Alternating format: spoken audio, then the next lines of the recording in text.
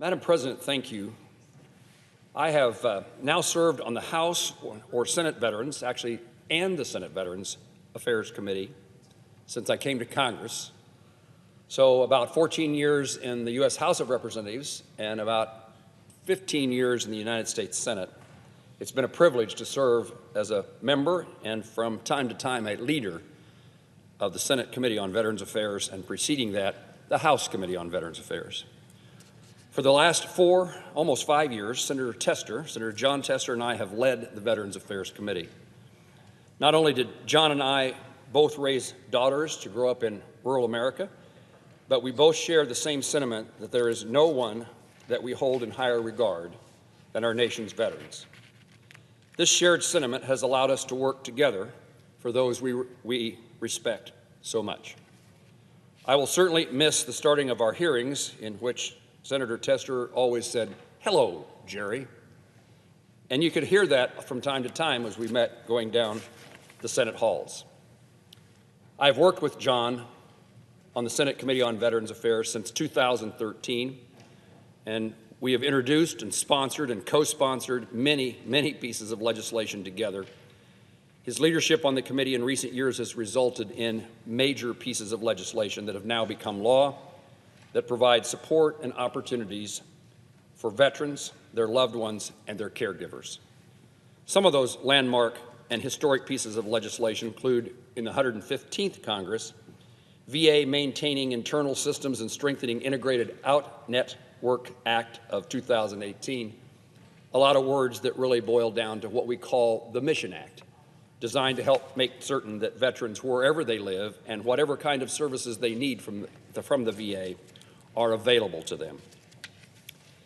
There in later Congresses, the Johnny Isaacson and David P. Rowe, MD, Veterans Healthcare and Benefits Improvement Act of 2020, Commander John Scott Hannon's Veterans Mental Health Care Improvement Act of 2019, implemented and designed to make certain that we reduce and eliminate the number of veterans who commit suicide, Fairness for Korean DMZ Veterans Act of 2019, COVID fix for GI Bill benefits to make sure our veterans during COVID were able to maintain their educational benefits while schools were shut down.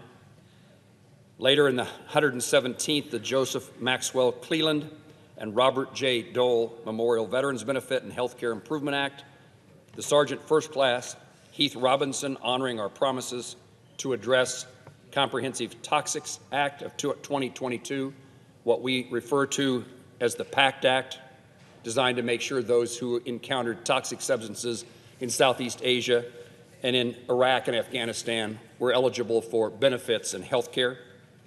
The Colonel John M. McHugh Tuition Fairness of Survivors Act of 2021, and just within the last few days, in fact, within the last week, the Senator Elizabeth Dole 21st Century Veterans Health Care and Benefits Improvement Act and the additional Veterans Benefits Improvement Act. I rise today here at my seat on the Senate floor to express my gratitude for the time that John has spent his career in improving the lives of veterans and reforming the VA system that millions of veterans rely upon. John Tester has made a lasting impact on thousands of individuals, their families, and their caregivers, those who serve veterans and those who are veterans and their family members. He's made a lasting impact upon their lives and their well-being, and helped us keep our commitment to our promises that have been made to those who serve in our military. I would also like to take this opportunity to recognize Senator Tester's team for their extraordinary work. We all know in the Senate the importance of having a strong staff that researches well, that's intentional with our constituents, and values what we do. So I would like to thank Tony McLean, who is from Salina, Kansas, and who has led this committee for many years. Dehilia Melendrez, Carlos Fuentes, Elizabeth McKenzie, Yanko Miktrich, Faye Fernandez, Bill Van Son, Tess Wazinski, Abby Ribal, Weston Haycock, Liz Timmons, Cameron Kurtz, Katie Adams, and Jackson Haney. Your work, each of you, your work on this committee didn't go unnoticed. Thank you for your kindness that you extended to me while you were serving the chairman of the committee. Thank you for your kindness to me when I was the chairman of the committee and you were serving the ranking member. We know without your help, without your willingness to work with our staff and our team, we would not have been able to provide the benefits and critical resources that our veterans deserve and earned. And so finally, John Tester, certainly I say this on my behalf, but I say it also on the behalf of the other members of the Senate, certainly the other members of the Committee on Veterans Affairs, and especially on behalf of our nation's veterans, thank you. Thank you for your leadership, your friendship, your dedication. Thank you for serving, as you did so well, our nation's heroes.